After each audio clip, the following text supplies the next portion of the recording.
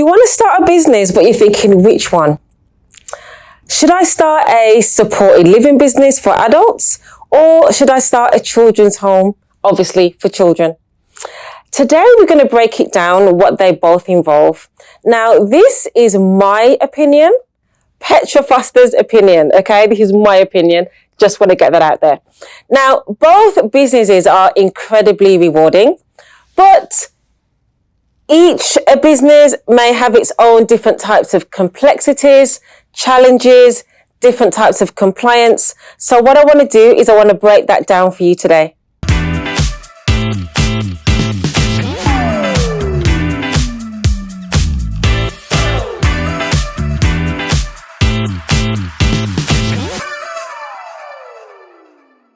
Both businesses are completely different. They're completely different business models, and you can choose whichever you want. I just want to make sure I make this video very clear, very concise for you, where there's not going to be any jargon, so that you can make the informed decision as to which business that you actually want to set up.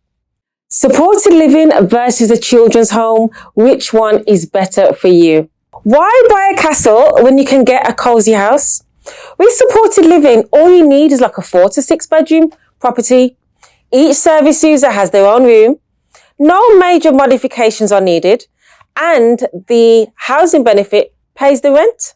Children's homes now are a different story, and it's a larger investment. Now, you need to have your bedrooms on, a specific sizes. You need to have CCTV. You also need to have planning permission, which also can hike up the cost.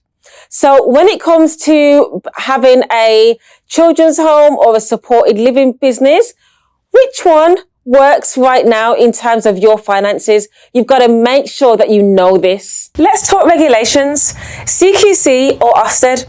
When it comes to CQC, what do they care about? The service users. They care about how you are going to be safely, compliantly taking care of your service users. Ofsted now is a completely different story. Ofsted is way more stricter, so much more rigorous. They're going to be looking at whether you have therapy rooms, sizes of bedrooms, mountains of paperwork. It is overwhelming. Now, let's talk about staffing, waking nights, all-nighters, sleepings.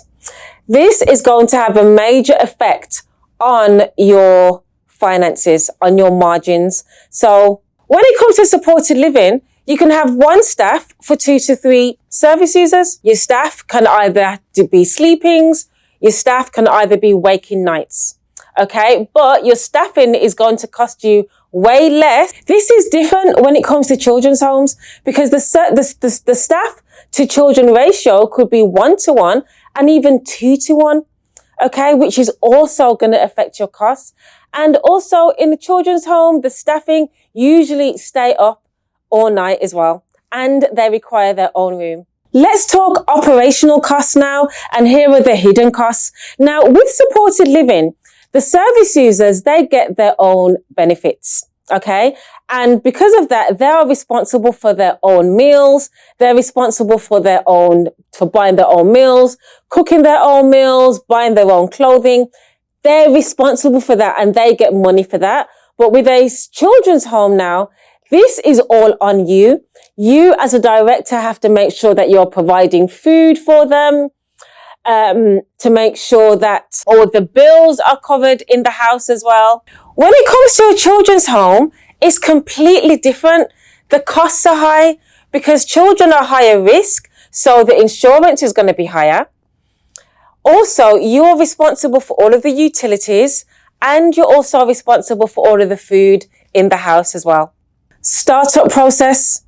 Are we talking speed or are we talking marathon? Let's talk about the startup process. You want to make sure that you're operational as quickly as possible, as well as being compliant as well. When it comes to supported living, what do you need to get started? Fast, okay? If you are the director, you can be the nominated individual. You can be the registered manager, okay? And then you just need to get your staff Obviously, you have to do your CQC registration, okay, get your property, and then you get service users, obviously with our help, with how we make sure that you get service users.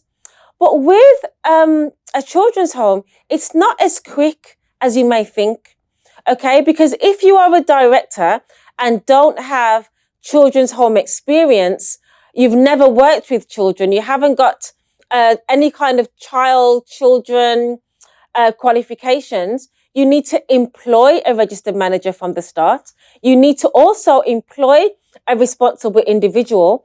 Now, that can take time to actually recruit those qualified people. And also, it means that you have to pay those people from the start as well. You also need to ensure that you have a regulation 44 inspector that will come out to inspect you periodically to make sure that you are compliant. So when it comes to your launch of your service, gosh, CQC, a supported living service, is a lot more quicker.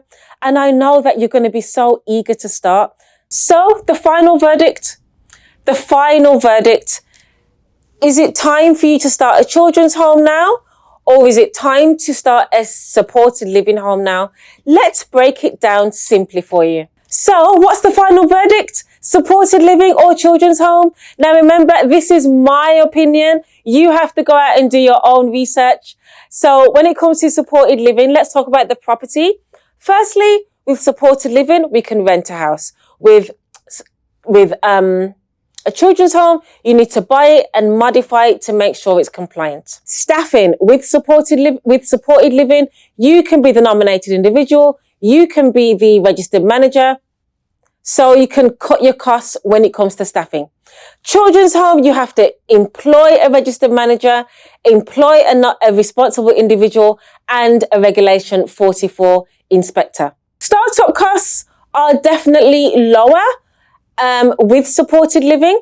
With supported living, startup costs can be anywhere between 45 to £100,000.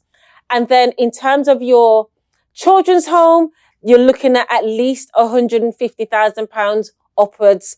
And that's just the bare minimum, because if you're going to buy a house, then you're looking at above £250,000 startup costs. So now that we've covered that, and I wanted to cover this because, as you know, a lot of my videos are based on consultations that I have with individuals that want to start a care business, because they'll come on the line and they'll say, Petra, should I start a children's home? Should I start a supported living home? Should I start a domiciliary care? And I cannot answer that question for you. All that I can do is give you my experience when it comes to setting up a supported living service. And this is what I do, and it's what I love.